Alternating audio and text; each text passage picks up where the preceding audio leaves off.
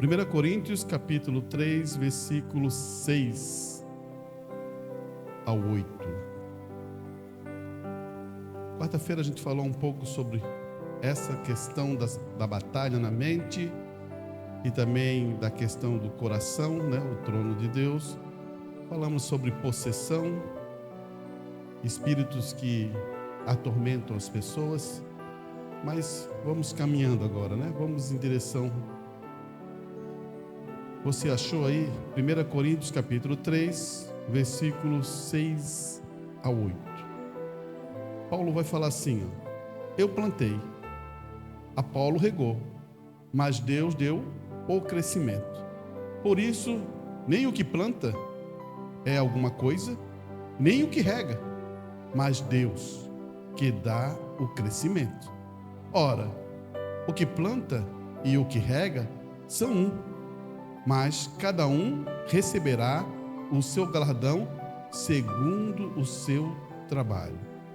Fechamos nossos olhos. Bondoso Deus, eterno Pai Celestial, Paulo ele está explicando a questão da graça e também a questão das obras, Pai.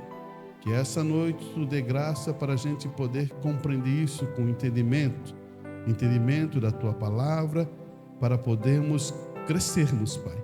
Porque dia a dia nós estamos crescendo para a estatura de um varão perfeito e que o Senhor possa nos adotar.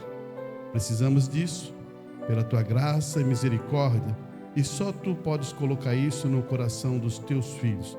Não há homem ou mulher ou quem seja, mas através do poder do Espírito Santo somos mudados. Por isso, essa é a nossa confiança e nossa certeza. Pedimos isso em nome do Senhor Jesus Cristo. Amém e amém. Poder sentar, meus irmãos. Quando lemos esse assunto aqui rápido, parece que Paulo está discutindo sobre uma questão de posições, né? Fazer, aqui está Paulo, que está pregando, que plantou, e de repente aqui está outro que está regando, e parece que é essa ideia, que há uma dificuldade na igreja de Corinto. Mas Paulo ele é muito sutil quando fala, e muito habilidoso em suas expressões. Por isso, quando você for ler a carta de Paulo, preste bem atenção, porque ele está imprimindo outras coisas.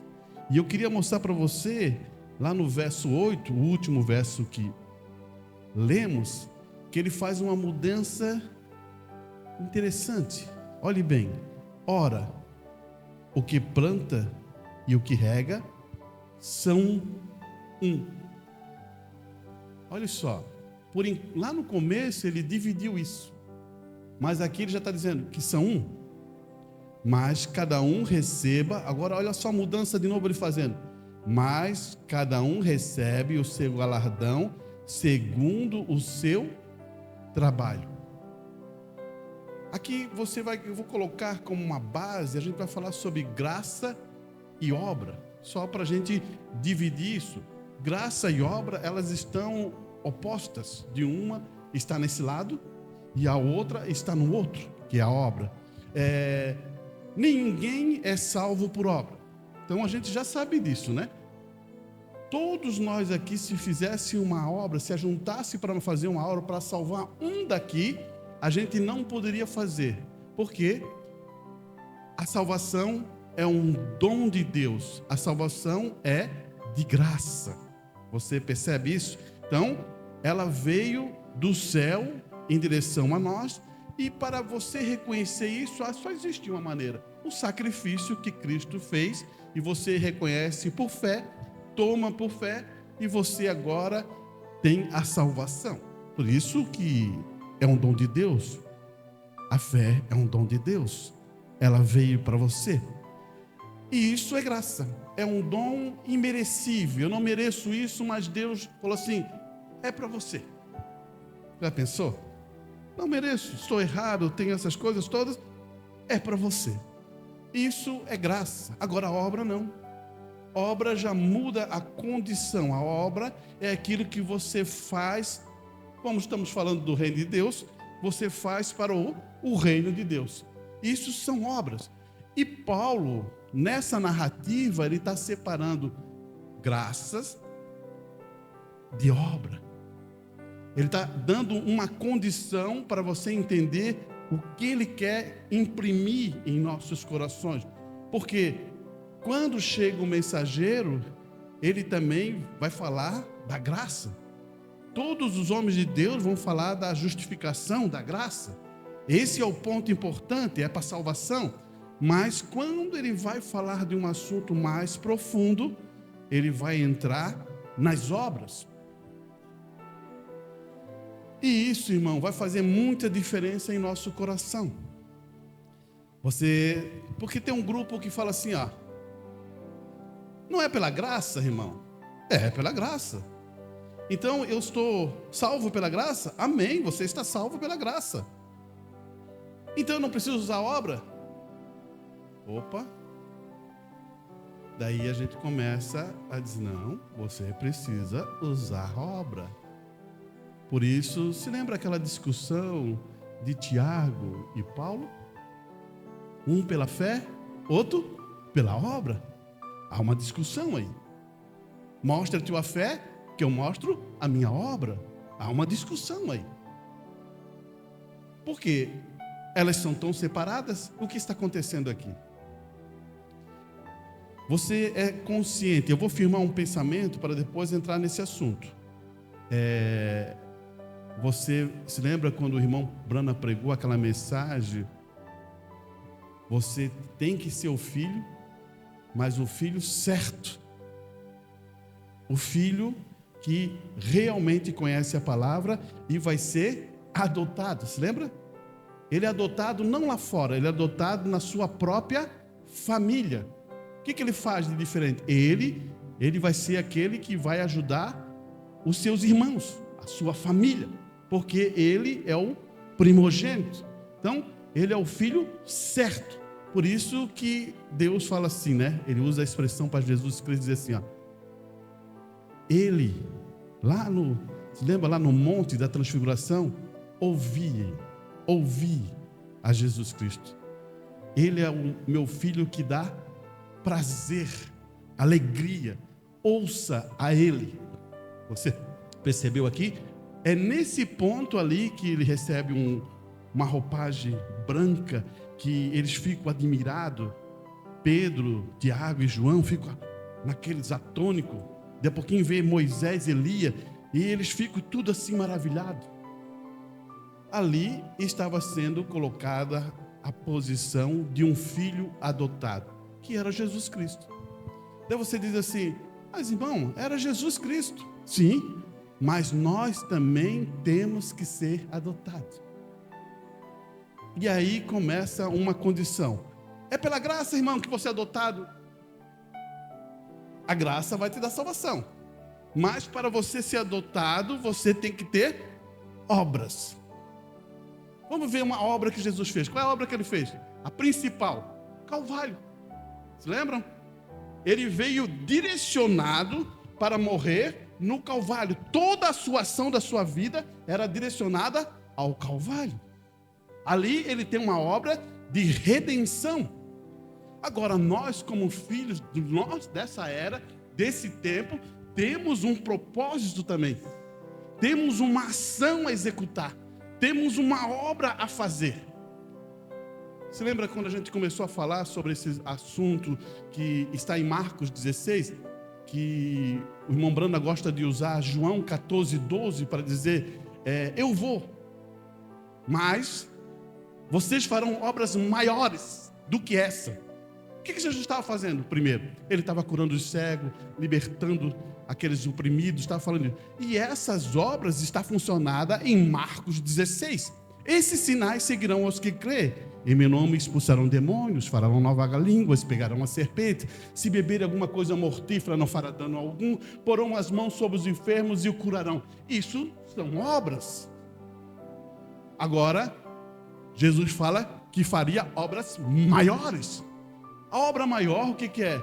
É um homem, uma mulher, um pecador, poder, com o Espírito Santo, dar vida eterna para outro. Você entendeu? Já pensasse você falar da palavra de Deus para outro e o outro aceitar a palavra e ali aquela pessoa reconhecer e renascer de novo? Isso é uma obra muito maior, porque a Bíblia diz mesmo que o que adianta você ganhar o mundo? A Bíblia fala isso. Não é ganhar o mundo. O que você daria em troca da sua alma?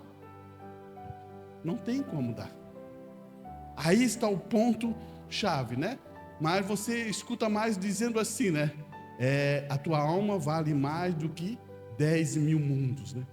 Mas a Bíblia fala de uma questão mais clara. Diz assim, ó, o que você dará em troco do mundo se você ganhar o mundo todo? Não tem como. Então, quando falamos de salvação, você se lembra de graça. Agora, quando falamos de obra, temos uma responsabilidade em nossas mãos agora. E é isso que eu quero entrar nesse assunto com vocês. Eu vou ler alguns pontos para você começar a encaixar isso. Escute bem. Eu queria que vocês entendessem pela Escritura e pela mensagem que sua recompensa não é baseada no que o homem fez, ou seja, o que Jesus fez na cruz. Estamos falando de recompensa. Não estou falando de salvação. Ou do William Branham, nesta hora, o que ele fez, né? Mas sua recompensa é baseada no que você fez em sua própria vida. Ou seja, no que você trabalhou, que você faz. Deu para entender isso, irmão? Para a gente caminhar mais um pouco para frente? A tua recompensa não é a tua salvação. A salvação Jesus já pagou, ninguém pode fazer. Agora a tua recompensa é uma obra, é um trabalho que você faz para ser recompensado. É igual um trabalhador, ele vai lá, faz uma coisa, o dono daquela casa vai da forma recompensar ou pagar pelaquela condição. Só que nós não somos empregados, nós somos filhos. Você está numa causa do pai, mas mesmo assim o pai recompensa. Só que você não pode estar com o pensamento de ser um empregado. Você lembra quem teve esse pensamento do empregado? Alguém se lembra na parábola? O filho pródigo. Aqui está. O filho mais velho tinha um pensamento de ser empregado. O filho jovem, mais novo, que saiu, depois perdeu toda a herança, depois voltou, ele tinha outra visão.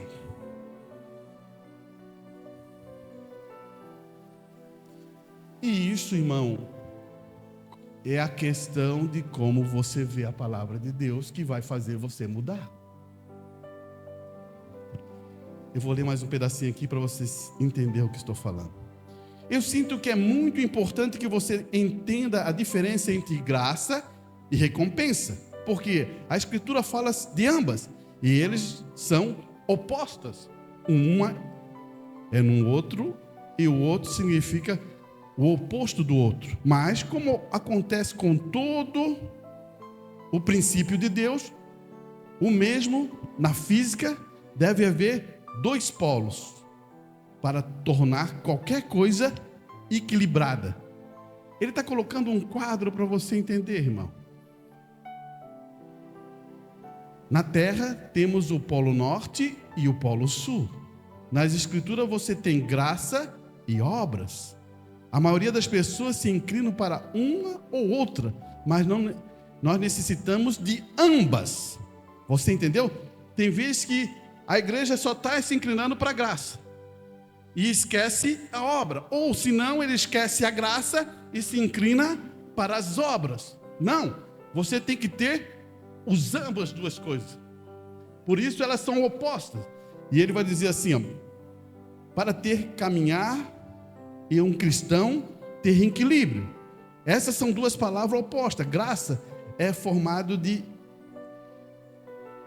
a pessoa não tem mérito e ganha graça, né?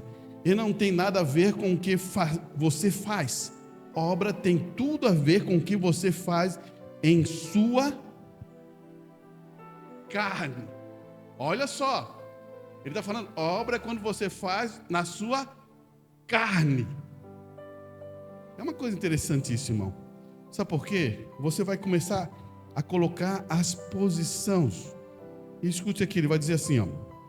Estas são duas palavras opostas, você já sabe. Graça, um favor imerecido.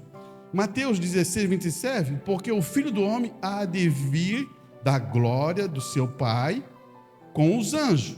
Olha só o que está dizendo aqui, isso aqui é escritura. Então ele recompensará a cada homem de acordo com as suas obras. Você está vendo que tem uma recompensa em relação à obra? Você já ouviu um mensageiro dizer que quando você traz alguém a Cristo, não a igreja, você já vai entender o que eu estou falando, né? A gente tem que amadurecer o pensamento, não é a igreja. Quando aquela pessoa, você consegue trazer, ajudando ele ou ela, e você traz a Cristo, aquela áurea roda para a eternidade em você. É como se fosse uma recompensa.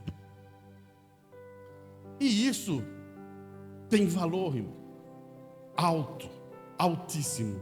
Por isso que a gente pensa assim, ó, é só adoção. É só adoção. Ah, não, é só a estatura do varão. Se você chega até lá e pronto. É só isso, é. É de se pensar isso. Para você mais firmar os seus pensamentos, você sabe, né? Quem é o pai da fé? Quem? Ah, Abraão. Pensei que eu escutei João. Não. É Abraão, né? Abraão. Opa, então tá ótimo. Então, o pai da fé é Abraão. Mas por quê?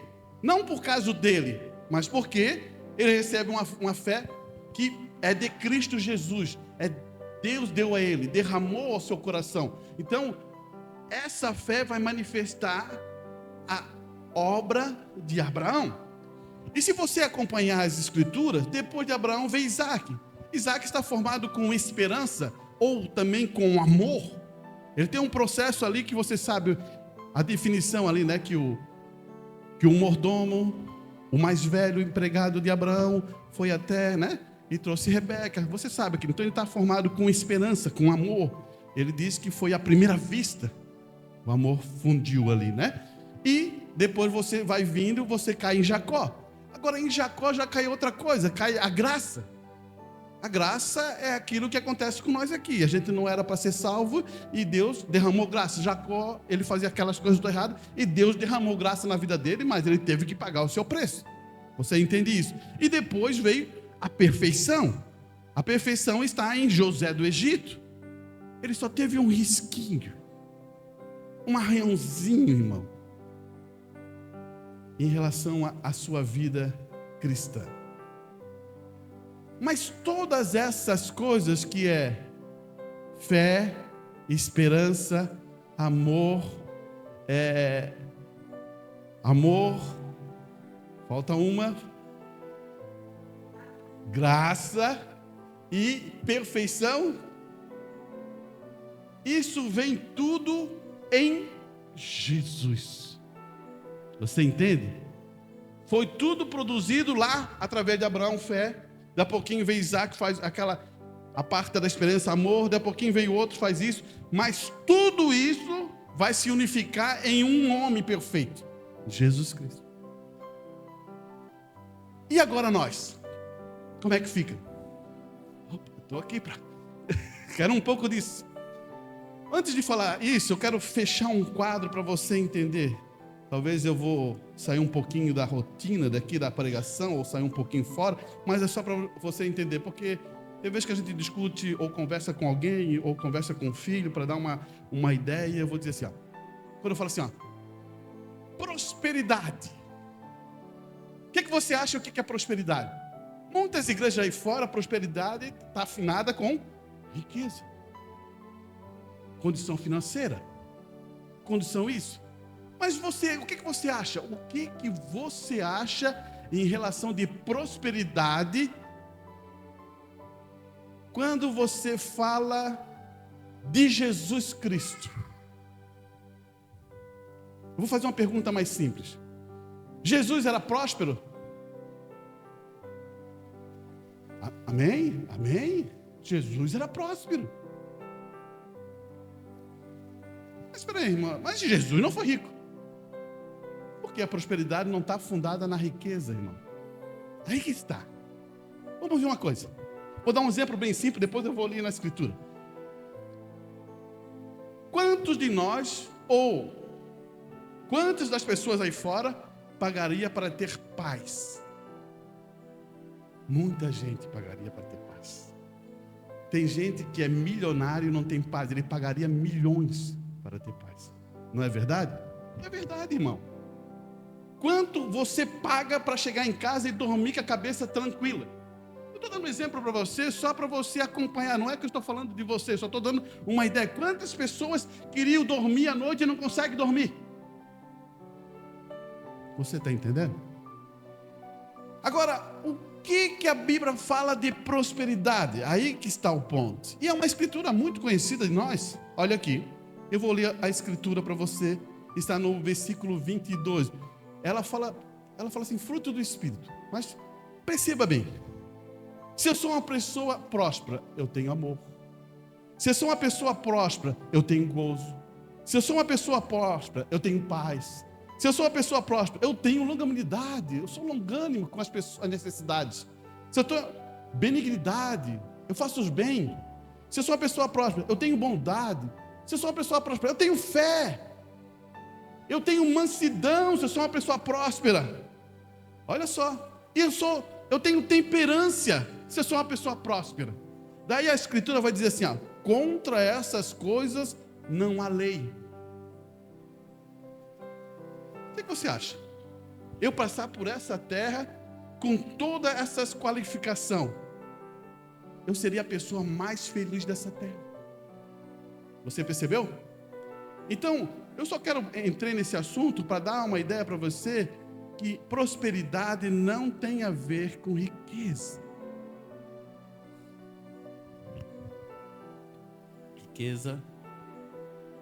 Prosperidade é uma coisa que Deus colocou dentro dos filhos de Deus.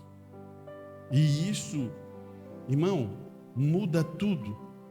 Se eu planto um frutinho de paz, ao redor de mim vai ter paz. Se eu planto um frutinho de bondade, ao redor de mim vai ter bondade. Porque quem faz isso, quem deu isso, foi Deus. E quem cuida de nós é Deus nessa condição. E é bom você saber disso, para você não ter dificuldade com a jornada. Porque tem vezes que a gente vai pensar em outras coisas, outras ideias, outros pensamentos. Quando a gente é jovem, a gente pensa em tantas coisas, né? Já aconteceu isso comigo. Você sabe, alguns mais antigos sabem, eu quis sair daqui para os Estados Unidos também.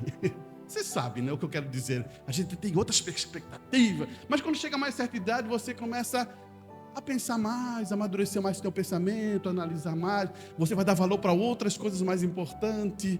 Você vai ver que, isso aqui é importante, é minha família, é mais importante essas coisas aqui, mais importante. Você vai... Quanto mais idade, você vai mudando alguns conceitos mais novos, né? Não estou querendo fazer nada em relação a isso, né? Só estou dando um quadro para você entender, né? Que Deus vai nos aperfeiçoando, né? Você entende? Vai nos amadurecendo, algumas coisas que você pensava no passado, você já não quer mais saber e vai produzindo isso. Então, vamos continuar então. Aqui, agora vamos entrar na condição que ele vai dizer. Olhe bem. Ele vai dizer assim, ó. Somos salvos pela graça. As obras não são necessárias, certo? Agora, embora sejamos salvos pela graça e não pelas obras, devemos entender que a graça não nega as obras. Ambos os polos são muito importantes para uma vida cristã equilibrada. Assim como na terra deve ter dois polos para girar corretamente, sem perder o espaço. O apóstolo Paulo, ele vai usar a escritura. Efésios 2:8, porque pela graça sois salvos. Olha só. Pela graça sois salvos, por meio da fé. Isso não vem de vós, é dom de Deus. Mas ele para ali e diz, pela graça. Mas se a gente continuar, vamos ver se está aqui no outro lado. Mas observe que ele diz apenas que você é salvo pela graça. Isso não vem de vós. Mas observe que este apóstolo está falando sobre o que você é salvo. Mas como você é salvo não tem nada a ver com sua recompensa. Vê por meio de suas obras. Ficou mais difícil agora? O que você acha agora? Nós viemos para fazer obra. O irmão Brana usa na mensagem assim, obra de amor. Toda obra, daí você diz, mas por que toda obra assim, irmão? Eu vou ler uma escritura aqui. Deixa eu ver se ela está aqui. Só para a gente entender isso. Será que é Coríntios? Vamos ver aqui. Só um minutinho, irmãos.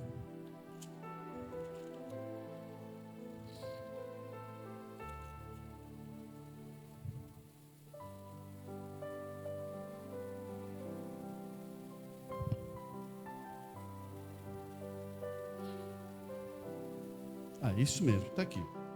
1 Coríntios, capítulo 3, é a escritura que a gente usou, mas o versículo é o 10. Eu vou começar com 10, mas o ponto-chave é o 12, mas vamos ler.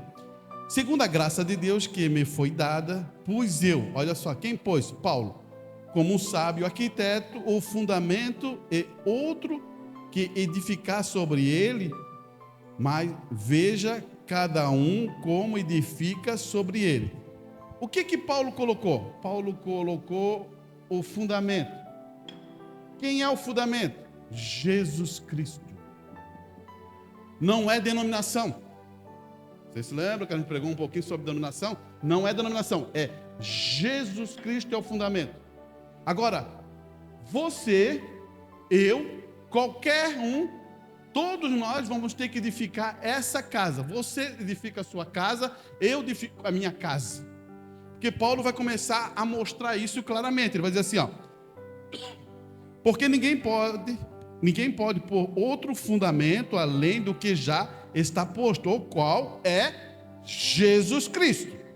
Daí ele vai continuar do 12. Se alguém sobre este fundamento formou um edifício, você construiu sobre Cristo e formou um edifício, que é a casa que você tem. É a casa é o que é você. Você entendeu? É o que é você. Você está construindo esse edifício. É o que é você. Olha só o que ele vai dizer. Fundamento formou um edifício. Daí ele vai dizer, ó, um edifício de ouro. Primeiro ele diz de ouro. Depois ele diz um edifício de prata. Depois ele diz um edifício de pedras preciosas. 3 coisas ele usou. Coisas preciosas. Ouro, pratas, né? Pedras preciosas. No quarto ele vai dizer um edifício de madeira, um edifício de feno e um edifício de palha. Irmão, ele está dando uma informação para nós. Tem gente que faz o edifício aqui e produz, de vez de fazer um edifício de ouro, ele produz um edifício de palha. Aí você está vivendo, não, estou indo à igreja, estou indo tudo, estou fazendo isso, estou fazendo a minha obra, e estou com um edifício de palha. Olha só o que ele vai dizer. A obra de cada um, você escutou de novo? Agora é obra. É o que você está fazendo. A obra de cada um se manifestará, na verdade, o dia o declarará. Ele está falando o dia. Não é o dia como amanhã vai amanhecer, vai ter o dia. Não. É o dia, aquele dia. Você entende? Ele está querendo dizer, naquele dia, quando nós chegarmos lá, cada um vai ser identificado com aquilo. E olha o que ele vai dizer. Porque pelo fogo, olha de novo, pelo fogo será descoberto. E o fogo provará qual será a obra de cada um. Eu vou fazer uma pergunta para você. A palha aguenta fogo? Não aguenta. A madeira aguenta fogo? Não aguenta. O feno aguenta fogo? Não aguenta. Então essa casa vai ser queimada. Daí você vai pensar assim, então, irmã, essa pessoa perdeu a vida eterna? Escute agora, escute agora, escute agora. Ele vai dizer assim, ó. Se a obra de alguém edificou nessa parte permanecer, esse receberá galardão. Então, com certeza, as obras que vão permanecer vão ser o ouro, porque o ouro é provado no fogo, a prata também é provada no fogo, as pedras preciosas, elas são aquecidas, tanto que elas, é o carvão, se lembra? Você sabe, para fazer uma pedra preciosa tem que ter calor mesmo, fogo. Essas vão receber galardão. Se a obra de alguém se queimar, sofrerá perda. Perda do quê? Das obras. Mas o tal será salvo. Você está escutando Paulo falar? Será salvo. Todavia, como pelo fogo. O que ele vai perder é as obras. Você entendeu aqui? E daí não vai ter o quê? Recompensa. Aí você vai dizer, irmão Arantes, eu queria uma recompensa. Construa certo o edifício. Você entendeu? Você quer uma recompensa? Construa certo o edifício. Aí que está. Paulo está mostrando todo um quadro para você entender. Você pode ter uma casa, mas deve você dizer, a minha casa de palha é tão boa, irmão Arantes. Mas não é isso que Paulo está falando. Paulo está falando assim, ó, você vai ser provado pelo fogo, pela tua casa. E ela vai ter detrito porque é palha. Você entendeu o que Paulo está querendo dizer aqui? Vamos para frente então. Estamos abrindo o entendimento em relação a isso, né? Então você pensou agora. A graça é um dom gratuito de Deus, amém. Está tranquilo aí? Você está salvo, Deus te abençoe, não deixe Satanás botar nada na tua cabeça que você não está salvo. Você é um salvo, você é um filho de Deus, Deus te abençoe. O que estamos falando agora é de um processo de recompensa. É outro processo. Olha aqui. Mas observe que ele diz, apenas que você é salvo pela graça. Isso não vem de você, mas observe que este apóstolo está falando sobre como você é salvo. Mas como você é salvo, não tem nada a ver com sua recompensa, que vem por meio de suas obras. Olha aqui, vamos pegar mais outro ponto. Ele vai dizer assim, ó, lá em Efésios 6 e 8, 9, ele vai dizer, sabendo que qualquer bem que alguém fizer, esse receberá do Senhor. Você entendeu agora? Se eu faço um bem, você não vai receber de outro, não. Você vai receber do Senhor. Aqui está o ponto, irmão.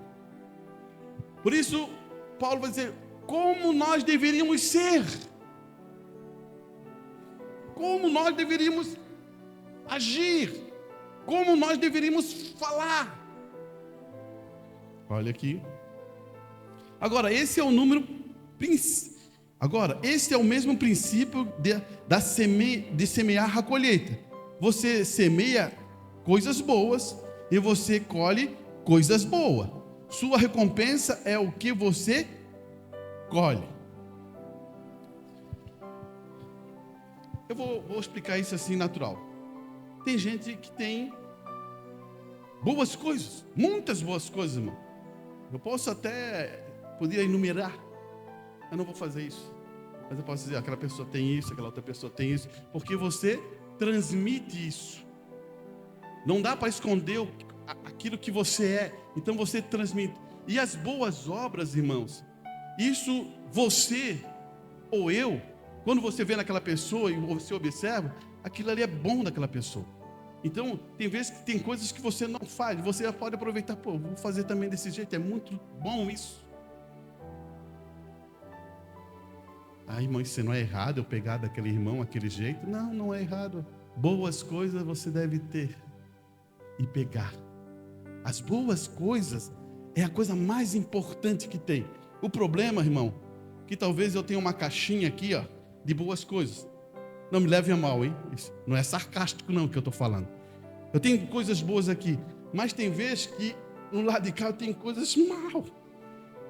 Temos que ver aqui como é que está isso aí, está equilibrado. Eu tenho coisas maus aqui, coisas aqui. Eu vejo que tem muita coisa mal e pouca coisa. Não é para ser assim. Você entendeu? Não é para ser assim. Filho de Deus é para ter as coisas boas. Ser próspero. Você lembra aquilo que eu falei ali? Ser próspero. Ele não tem que ter essas outras que não são boas. Eu podia enumerar aqui. Está lá em Gálatas. Se você quiser, depois você pega. Gálatas capítulo 5. Mas não é essa a intenção enumerar isso aí agora. Mas eu só estou explicando. Encha tuas caixinhas com coisa boa. Eu poderia usar essa expressão que talvez é usada no colégio. Saia da caixa. Talvez alguns não entenderam isso aqui, mas alguns, eu acho que quase todos entenderam. Saia da caixa. Pense diferente. Você entendeu? Para os jovens que estão estudando lá, eles sabem o que eu estou falando. Seja diferente. Seja ousado, saiba sair do sistema, não se... Todo mundo de uma mesma ideia, não. Esteja a capacidade de sair da caixa e pensar diferente. Jesus sempre foi assim. Eu vou dar um exemplo para você. Alguém fazia uma pergunta para Jesus, o que Jesus fazia? Respondia a pergunta ou ele fazia outra pergunta? Você se lembra disso? Quem é que se lembra? Jesus sempre fazia outra pergunta. Se você me responder isso, eu respondo isso. Porque ele está vendo como... Sabe por que isso, irmão? Isso aí é para ver como aquela pessoa vai responder aquela pergunta. Da maneira que ele responder, eu vou dizer. Você entendeu? E isso é bom você saber fazer. É bom. Vou explicar uma coisa. De repente estamos aqui fazendo uma conversa aqui, ó. Já estamos em casa, né? Vocês estão... Amém, amém? Estamos em casa. Eu estou aqui conversando. De repente vem uma conversa meio estranha, está ficando meio difícil, não estou ficando meio à vontade com essa conversa. O que você faz? Como você age? Você já pensou sobre isso? Não quero ouvir. É assim que você age? Não quero saber disso aí. É assim que você age? Ou você vai usar uma pergunta e vai levar tudo para outro espaço? Você vai pegar aquele problema que está ali rodando e você está falando de tal coisa, de repente você joga para essa ponta outra coisa. E aquela pessoa está acompanhando o teu pensamento. Agora, não é que você vai controlar pessoas, não. Não é isso que eu estou ensinando a você, não. Eu só estou dizendo para você como sai. Por isso que o irmão Brando fala assim, ó, pense ao contrário. A mesma habilidade é quando você está conversando e está vindo um pensamento, coisas assim, você consegue pegar aquele pensamento que é teu, expressar e jogar para outra ponta. Daí aquela pessoa não vai voltar lá, porque já estamos em outro caminho, estamos viajando em outra coisa. Você está percebendo aqui a pregação? Eu estava falando de tal coisa, agora vocês estão viajando em outra coisa comigo. Eu estou logando você para outro, porque vocês estão prestando atenção. Assim é uma conversação mal, para você trazer para uma conversação boa. Isso é ensinamento, irmão. Não leve com brincadeira isso. Então, o que faz isso? Faz nós ficar mais sábios e sabe fazer nós aprender a conduzir. Como é que a gente treina isso? Treine com a sua família. Ai, mãe, eu vou começar a manipular? Não é manipular.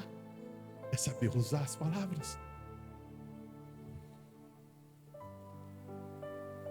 Isso é filosofia? Não.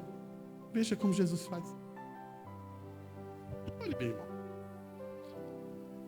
Eu já falei isso várias vezes, mas vou voltar para você. Não sei se você entendeu o que eu falei. Olhe bem o que eu vou falar aqui. Jesus está ali. Veio aquela mulher que foi pegando um ato. Chegou na presença. Aquela turma toda ali, os mais velhos, todos estavam ali, queriam pegar Jesus Cristo.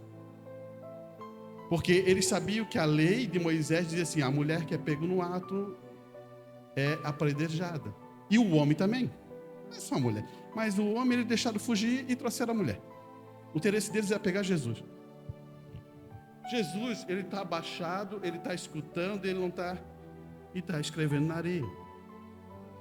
Você percebeu aqui? O silêncio, tem vezes que fala mais alto do que muitas palavras. Você acha que não? O silêncio, quando você se silencia numa frase ou numa conversação, as pessoas, elas começam a pensar. Então há um silêncio. O silêncio também faz parte da conversação. Preste bem atenção nisso, irmão. Ele faz o silêncio e agora ele faz uma pergunta. Todos estão prestando atenção em Jesus. Então, abriu o silêncio, eles ficaram prestando. Daí Jesus fala: quem não tiver pecado, jogue a primeira pedra. Você percebeu? Qual era a direção deles? Era dizer que ela era uma prostituta e que Moisés falou que era para apedrejar. Ele inverteu tudo. Fez eles pensar. Você agora entendeu como eu falei da conversação? A conversação está funcionando nisso. Isso é para você, irmão. Por isso que você acha que um filho de Deus é inocente? Inocente que eu quero dizer assim, ó. É porque eu preguei ontem em Itajaí, mas eu quero usar essas expressões aqui, ó. Você acha que o filho de Deus é inocente? Inocente de ser inocente, sem malícia? Você toma cuidado, você é um filho de Deus, você tem que amadurecer. A Bíblia fala assim, você tem que ser prudente como uma serpente. Olha só, a Bíblia falando assim, ó. Acorda aí, ó. Você tem que ser prudente igual uma serpente. Eu não quero ser uma serpente. Não é. Ele está falando para você ser prudente, não é ser uma serpente. Vai picar e matar a pessoa, mas ele está dizendo, seja prudente. A Escritura é muito clara, irmão. Não dá para mudar. Então, vou dar o exemplo dessas questões. Inexperiente. O que é inexperiente? É uma pessoa que não tem prática. Ela entendeu, mas não tem prática da vida. Isso é a mesma coisa um cristão. Um cristão pode entender a palavra de Deus, mas não tem prática da vida. E ela, então, uma pessoa que não tem prática da vida, precisa de conselho de filhos de Deus, que tenham amadurecido, que já são mais maduros, que pode dar essa informação a você. E daí você tem que respeitar isso. Vou entrar nesse assunto. Olhe bem, já que o tempo está quase definindo, eu vou dizer assim. Vocês lembram de José do Egito, né? José do Egito é um jovem, né? 17 anos. Sonho de Deus, cheio do Espírito Santo. Está ali, novinho. E Deus dava sonho para ele. Os irmãos dele chamavam assim, esse é um sonhador. Olha só, esse é um sonhador. Mas quando fala assim na Bíblia de sonhador, ele quer dizer que ele realmente tinha sonhos proféticos. Não é que ele seja um sonhador que comeu feijão e deu aquele milca feijoada, tem pesadelo. Não, ele tem sonhos de Deus. E quando a Bíblia fala sobre esses sonhos de Deus de José, olha só agora, na sua inocência, que não tem malícia, ele vem e conta para os seus irmãos, e ali o pai está reunido, está tudo ali reunido, ele vem e conta, não, eu vi o feixe assim, meu feixe estava no meio, em pé, e todos os feixes dobraram-se perante ao meu feixe. O que ele faz? Os irmãos dele cada vez mais ficar irados, raivosos com ele. Daí depois ele conta outro sonho. Olha só como é a imprudência, a inocência desse jovem. Ele conta assim, não, eu vi o sol, eu vi a lua e vi as estrelas, as 11 estrelas, e as estrelas se baixaram. A lua se baixou, o sol se baixou. Daí o pai Jacó fica assim, o que é isso? É mais ou menos assim, o que é isso? Eu, a tua mãe e os teus irmãos vamos se baixar a ti? É isso mesmo. Gerou uma raiva, uma ira dos irmãos. Ele é um jovem, 17 anos. Ele tinha que ser instruído. Porque ele era inocente, ele não tinha experiência, ele era imaturo, ele era ingênuo.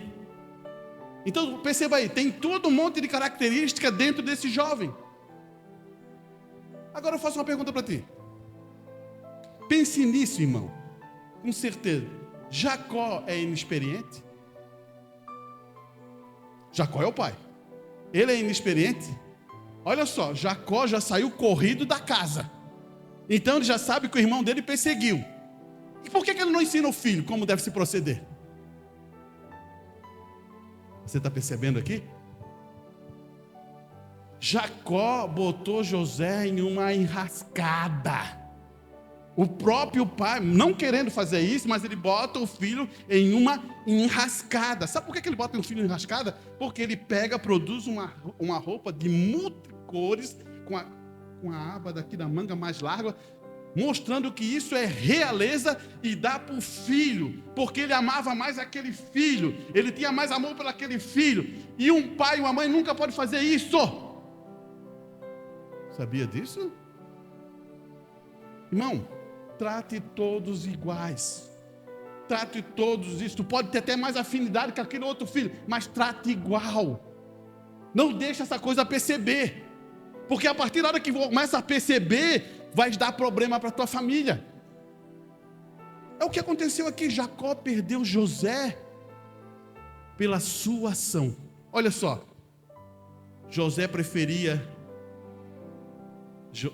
Jacó tinha preferência por José, amava mais o filho, era o filho predileto. E depois ele chega assim, um determinado dia, ele chega assim, ó, veste essa roupa aqui. O que você achou? Daí ele fala assim, ó, filho, vai lá ver onde estão os teus irmãos e vê como é que eles estão fazendo. Daí ele vinha, comunicava o pai, ó, estão fazendo isso, estão matando um bezerro lá, não sei o que, assim, não estão no lugar que ele mandou. E o pai chegava e dava bronca. Quem que entregou? José. Você está percebendo? O pai, que era para ser mais maduro, interessante é isso, irmão. Por isso que as histórias na Bíblia são coisa muito importante a gente entender, para a gente compreender as escrituras. O pai que passou por essa situação de perseguição, Esaú, o irmão mais velho, perseguindo ele, teve que fugir para o tio Labão, aquela coisa toda, né? Se lembra? E na hora de ensinar o filho, deixa o filho a ver navio. Só que o seguinte, você percebe? A punição do pai vem. O que foi a punição? Perdeu o filho José. Os irmãos fazem aquela coisa, vende José, pega o sangue, corta aquela roupa que ele recebeu e entrega para o pai e diz assim, ó, um leão comeu, matou ele. O que aconteceu com Jacó? Chorou amargamente, queria até morrer, mas por falta da ação de Jacó, de ensinar o filho, ele pagou um preço alto. Você entendeu a escritura? Por que, irmão? Por que isso que acontece? Porque se nós somos mais maduros, se nós aprendemos, e aquele jovem está passando, aquela jovem está passando, a gente tem que saber como conduzir isso. Você pode dizer assim, não, eu passei por isso, eu não quero que você passe por isso. Haja, se coloque no contexto. Você entende? Se coloque no contexto. Irmão, pai perde filho por quê? Porque ele não se coloca no contexto. Ele diz, eu já te disse que era assim. Isso não vai ajudar. Se coloque dentro do contexto. Amém? Só um minutinho, tem mais, eu vou. Senhor, me desculpe, Pai.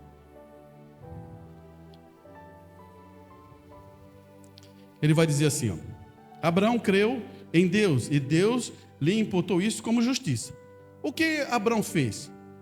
Que mostrou a Deus que ele acreditava. Como Abraão acreditou em Deus? Ele mostrou sua crença fazendo o que Deus lhe pediu para fazer. Você nunca poderia dizer que acredita em algo e depois não fazê-lo. Suas ações mostram se você acredita ou não. Eu quero ver se consigo finalizar isso, irmão, mas talvez no outro culto a gente consiga amadurecer isso melhor. Deixe-me dizer isso novamente. Vou colocar isso em palavras que você não pode contornar. e que você não pode dizer, eu simplesmente não entendo o que você está falando. Espera aí, olha só o que ele vai dizer. Você não irá no arrebatamento. Ele vai explicar agora. Você não vai ir no arrebatamento, você tem que receber uma mudança de corpo e ser adotado. Então, todos nós, irmãos, se um dia o arrebatamento surgir, você tem que ter uma mudança e realmente tem que ter o Espírito Santo e tem que ser adotado. E adotado está fundado em fazer obras, não obras suas, obra do Espírito Santo. Olha só, o segundo, você não será adotado apenas que seja um tipo certo de filho. Você já é filho, você está salvo. Mas o filho certo para a adoção, para o arrebatamento, é um tipo certo. Você entende isso, irmão? Vamos colocar isso numa simplicidade. Eu tenho 10 filhos. Eu tenho uma empresa grande. Olha, eu vejo, mando um professor, mando um tutor e vou ver qual deles se identifica com a minha empresa. Não tem nenhum. Ou tem 1, 2, 3. É esses que se identificam que vão ser adotados para manter a empresa e para cuidar da família. Vou dar um exemplo para você. Meu tio tinha floricultura. Uma das floriculturas mais grandes na cidade. Flora Santa Catarina. Nenhum dos 2 filhos fizeram. Foi para a mão de terceiros. Você entendeu? Então é isso. Um teve que ir para os Estados Unidos, outro está aqui, mas não quiseram tocar a empresa, que era uma empresa muito forte. Então, o pai está aqui. Analisa Deus. Precisa de um filho que continue. Pode ser os 10. Ou com melhor, né? Mas pode só ter um. É nisso que ele vai depositar. É nisso que ele vai chamar os filhos. A partir de agora é José que vai ser responsável por toda a nossa família. O que ele assinar, está assinado. É nesse contexto, irmão. Ele vai dizer assim, você não pode ser o tipo certo de filho, a menos que esteja conforme a imagem do filho primogênito, porque ele provou a Deus, o Pai, que nós éramos o tipo certo de filho. Então, quando você olhar, não olhe para João Batista, não olhe para Davi, não olhe para José do Egito. Qual é o filho certo? Jesus Cristo. Olhe para quem? Para Jesus Cristo. Não olhe para qualquer homem. Qual é o filho certo? Jesus Cristo. Amém?